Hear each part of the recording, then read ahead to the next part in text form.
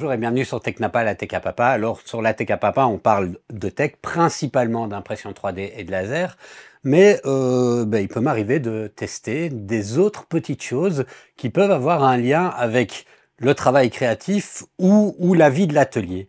Et ici aujourd'hui, je vais tester cette petite caméra de sécurité sans fil solaire. Pourquoi est-ce que je vais tester cette caméra? J'ai eu une petite discussion il n'y a pas longtemps avec des abonnés et puis ma femme qui me disait « Ouais, tu sais, tu montes dans ta vidéo quand même ton atelier, il y a pas mal de choses, etc. Ce serait quand même bien de sécuriser un petit peu plus. » Et donc effectivement, je me suis mis un petit peu à la domotique. Et pour être tout à fait honnête, histoire de réduire les coûts pour moi, je me suis dit je vais contacter une marque qui fabrique des caméras et voir s'il n'y en a pas une qui voudrait bien m'équiper contre une petite vidéo.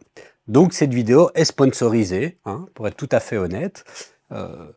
Donc l'idée, c'est plutôt de vous montrer en fait comment ça fonctionne, ce qu'on a dans la boîte, et vous donner un petit peu mon avis sur l'utilisation de celle-ci. Alors, celle-ci, je vais l'utiliser pour l'installer, parce qu'il y a des lois dans la rue. Le mieux, ce serait que je puisse l'installer devant la porte du garage, mais pour ça, je vais mettre des caméras intérieures, parce que je ne peux pas filmer directement au niveau de la rue.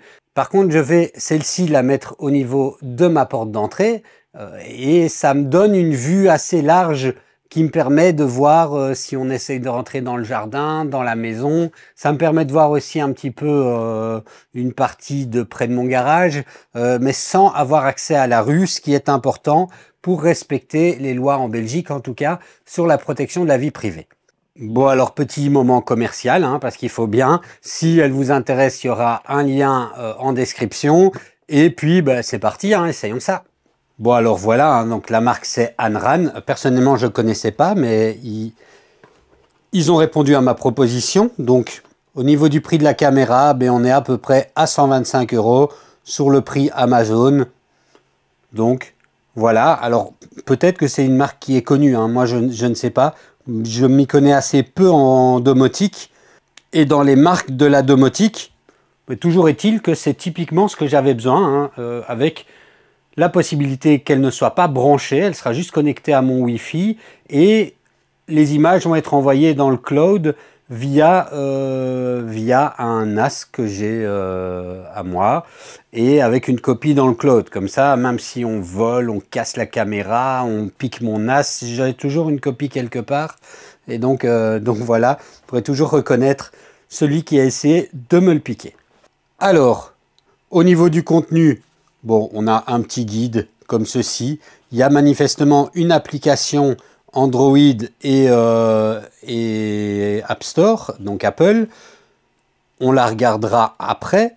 Et la caméra, elle fait pas toute petite, hein. C'est, si vous voyez par rapport à ma main, et j'ai une grande main, c'est un gros morceau. Alors elle vient se mettre comme ceci. Donc elle va capter le soleil par là.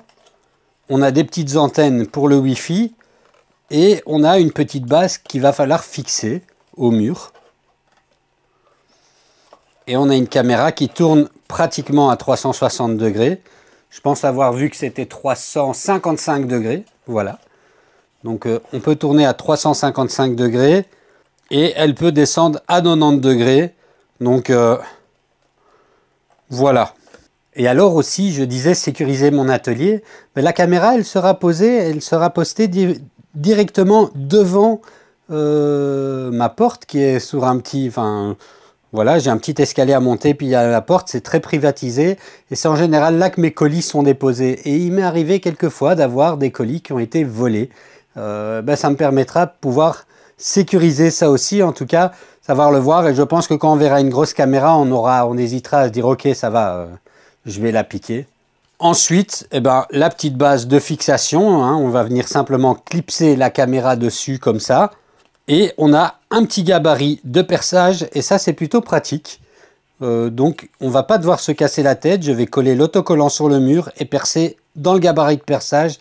Si on pouvait toujours avoir ça, ça ce serait vraiment bien. Donc voilà, hein, l'unboxing est relativement rapide. Ce qu'on va faire maintenant, c'est aller l'installer.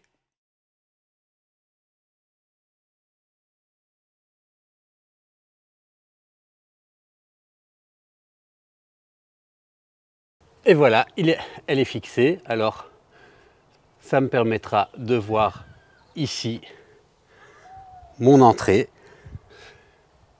et de sécuriser un petit peu plus aussi la livraison des colis, hein, puisque les colis en général arrivent ici devant la porte. Et puis pour le garage, je vais en installer des d'intérieur, mais ce sera peut-être l'objet d'une prochaine vidéo. Allez, on va maintenant regarder comment est-ce qu'elle s'utilise et ce que ça permet de voir. Bon, alors une fois que j'ai installé l'application qui s'appelle tout simplement Anran, voilà en gros à quoi ressemble l'interface. Je vais cliquer sur pas encore inscrit, donc enregistré, pour me créer un compte. Donc je viens simplement choisir mon pays et me taper une adresse email.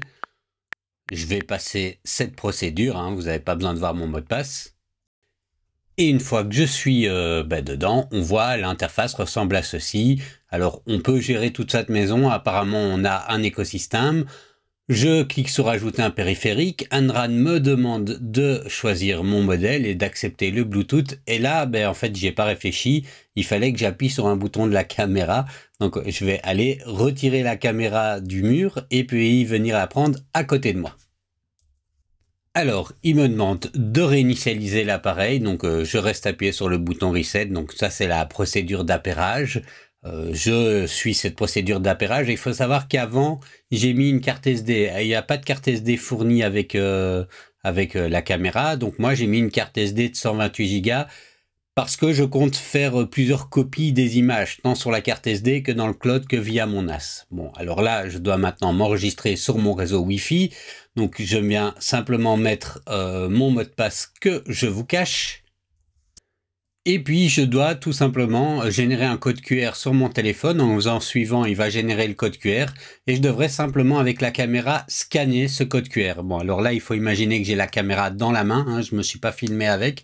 Mais donc, voilà, ce code QR est généré. Et je viens scanner la caméra. La caméra a fait un petit bip, ça veut dire que c'est bon. Et donc maintenant, il vient rechercher l'appareil. Il dit qu'il va chercher pendant 2 minutes, mais voyez, là, on voit déjà une notification. Il a détecté un corps humain. En fait, oui, il m'a détecté moi, puisque j'ai la caméra qui est comme ça dans mes mains. Je viens nommer l'appareil, donc on me demande le pseudonyme de l'appareil. La traduction française de l'interface n'est pas toujours top. Donc il continue à me détecter. Et donc on voit, hein, déjà ça c'est pas mal, qu'avec l'application on va pouvoir être détecté. Enfin on va pouvoir détecter très facilement, recevoir une notification dès que quelqu'un est sur le pas de notre porte.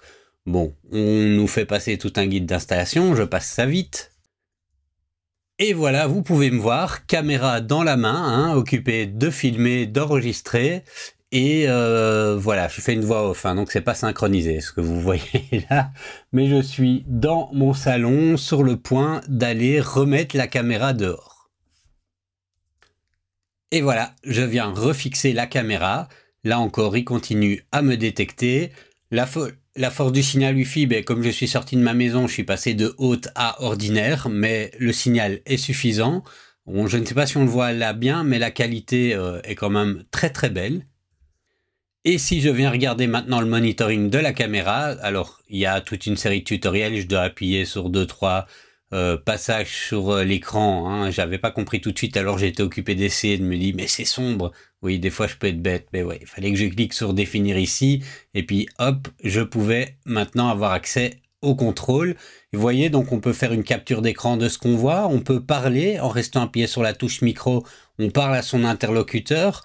On peut bouger la caméra, tant mieux. Hein. Ici, je vais essayer de lui trouver un meilleur angle qui permet de voir à la fois la porte d'entrée et à la fois le bac dans lequel on vient déposer les colis. Donc, je vous fais un petit tour du propriétaire au passage, hein, où on peut voir l'accès vers mon jardin de ce côté-là. Et puis de l'autre côté, c'est l'accès vers la rue. Donc, on a comme ça, effectivement, un bon tour d'horizon possible avec cette caméra. Alors je vous avais dit que j'avais mis une carte SD, ben là il détecte que la carte SD n'est pas formatée, donc il me demande de formater la carte SD. Je vais lui dire de le faire, il va prendre un petit peu son temps, ça a pris à peu près 3 minutes, mais il a fini par formater la carte SD. Alors si je regarde un petit peu au niveau des paramètres, ben, vous voyez, on peut activer ou non la détection de mouvement, changer la sensibilité de la détection, hein, pour qu'il n'y ait pas, que ça s'active pas chaque fois que vous avez une mouche. On peut choisir d'avoir un mode personnalisé, un mode performance ou un mode économie d'énergie.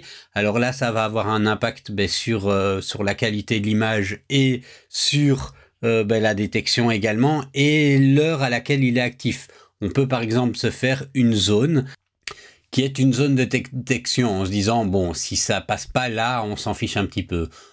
Moi, je veux qu'il détecte toute la zone, mais ici, pour vous montrer, je vais faire 2 zones de détection, un peu en disant si quelqu'un s'approche de la porte ou si quelqu'un s'approche du bac. Donc, vous voyez, là, j'ai une zone, c'est la jaune, je vais mettre ça ici de ce côté-là. Et puis celle-là, je vais venir entourer le bac comme ceci. Et ça me permettra, si jamais quelqu'un vient dans cette zone-là, hein, vient ouvrir le bac par exemple, eh ben j'aurai une alerte qui s'activera. Donc bon, il faut jouer un petit peu avec les points, hein. Je vais étendre un petit peu plus ça, mais voilà comment ça fonctionne. Et pour la porte, ben c'est pareil, là c'est la zone 1, après je cliquerai sur zone 2, ça m'activera les petits points pour personnaliser la zone de la forme jaune, voilà, ici, et ça me permet de me dire, ben tiens, quand quelqu'un rentre dans ce champ-là aussi, je veux qu'il y ait une alerte. Donc, je trouve ça pas mal de pouvoir personnaliser avec des zones. Et on peut aussi définir des temps d'alarme, c'est-à-dire se dire que pendant la nuit, s'il détecte quelque chose, il active par exemple une sirène ou il active une lumière qui va clignoter très très fort. Alors voilà, moi j'ai activé ceci, c'est-à-dire qui met une lumière qui brille fort en pleine nuit. Au cas où quelqu'un vient, hein, si quelqu'un rentre dans mon allée pendant qu'il fait nuit, c'est pas très normal. Mais par contre, j'ai pas envie de réveiller mes voisins à fond si c'est un chat, par exemple. Donc ça va juste faire de la lumière. La lumière devrait déjà être décourageante et puis ça va enregistrer aussi au passage les images. Donc je pourrais voir qui a essayé de s'introduire et communiquer les images au besoin aux autorités. Alors on peut aussi s'amuser à activer la sirène manuellement. Je vous laisse l'écouter.